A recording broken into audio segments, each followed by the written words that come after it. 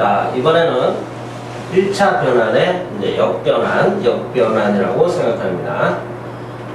일단은 우리가 맨 처음에 1차 변환을 정의를 할 때, 그 1차 변환을 갖다 어디에서 지금 출발했냐면, 어떤 한 점을 갖다가 새로운 점으로 보내는 그러한 함수 관계로 생각을 했어요.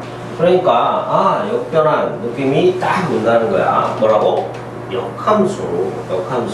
자, 그런데 우리가 함수에서 살펴봤을 때 그 역함수가 존재하는 것은 뭐였어요? 1대1 대응이어야만 역함수가 존재하는 거였었습니다. 자, 그런데 이거에서는 변환이니까 1차 변환 행렬로 바꿔서 생각을 했었어요. 그러니까 당연히 어느 쪽으로 생각할 수 있다는 거예요? 역행렬로 생각할 수 있다는 거죠.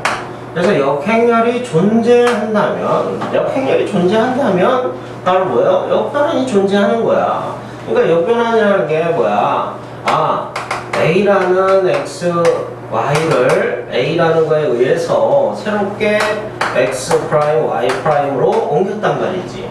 그런데 이 역변환이 존재해, 즉 역행렬이 존재해. 그래야지만이 우리가 무엇을? X 프라임, Y 프라임을 어디로? X, Y로 옮겨야 될 거 아니겠어? 그쵸? 그러니까 A의 역변환 이렇게 해도 되겠다는 얘기예요. 그래서 얘를 갖다가 이쪽으로 이렇게 해서 A의 역변환 행렬처럼 그렇게 해서 본다면 바로 A 역변환을 이용해주면 X 프라임, Y 프라임을 다시 어디로? X, Y로 옮긴다라는 개념이 나오겠죠. 자, 그래서 여기 보면 이렇게 해서 보고 함수처럼 F 인버스 이렇게 해서 기호로 표현하고 있어요. 자, 그래서 F라는 것을 P라는 것을 F에 의해서 X 프라임, Y 프라임을 보냈더니 F 역변환이 존재해서, 즉 역행렬이 존재해서 다시 X, Y로 보내고 있다라는 얘기예요. 자, 그러면 이것을 우리가 어떻게 볼 수가 있느냐? 성질 이렇게 해서 볼 수 있겠죠? 자, X, Y F에 의해서 X, Y라는 것을 어디로? X 프라임, Y 프라임으로 옮겼어요. 그런데 1번 그런데 그거 다음에 다시 역변환을 한 거죠. 그러니까 X 프라임, Y 프라임을 다시 F 역변환에 의해서 뭘로 옮긴 거야? X, Y로 옮겼어요. 그랬더니 자, 여기에서 갖다가 이제 이 부분을 갖다가 이렇게 해서 갖다 대입을 한번 해보면 어떤 상황이 발생해요? 자, 이런 상황이 발생하죠.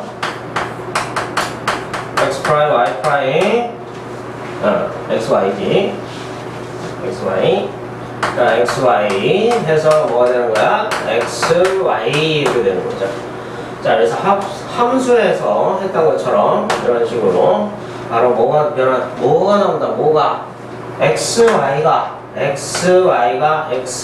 됐다. 그러면 그게 뭐예요? 함수에서 항등함수였었죠? 항등함수. 그런데 그것을 갖다가 지금은 뭘로 보겠다? 앞에서 했었죠? 뭐가 나와요? 항등변환이 나온다. 자, 항등변환 그게 뭐였어요?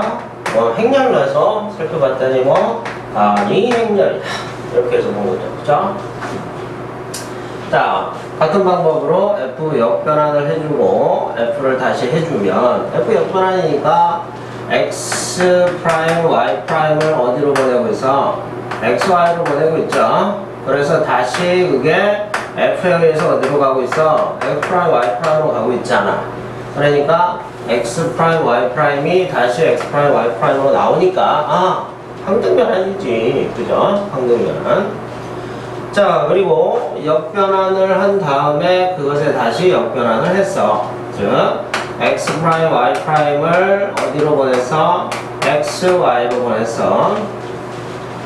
근데 그 X, Y를 우리가 이 F를 갖다가 이렇게 볼 수 있겠네요. F를 갖다가 역변환이 먼저 기준인 거예요. 아까 그림상으로 살펴본다면 여기서 살펴볼게요. 얘가 먼저 하는 거죠, 얘가 먼저. 그래서 얘를 어떠한 변환 F 인버스라고 그냥 보시는 겁니다. 역변환 개념이 아니에요. 그런데 이것에 대해서 이렇게 보냈던 것을 다시 이쪽으로 보내고 있으니까 바로 그것이 바로 뭐야? 역변환이더라 라는 얘기죠. 그죠? 그죠? 그랬더니 XY가 바로 X 프라임 Y 프라임으로 보내지는 그런 변환과 일치한다. 이렇게 이해를 하시면 되겠죠.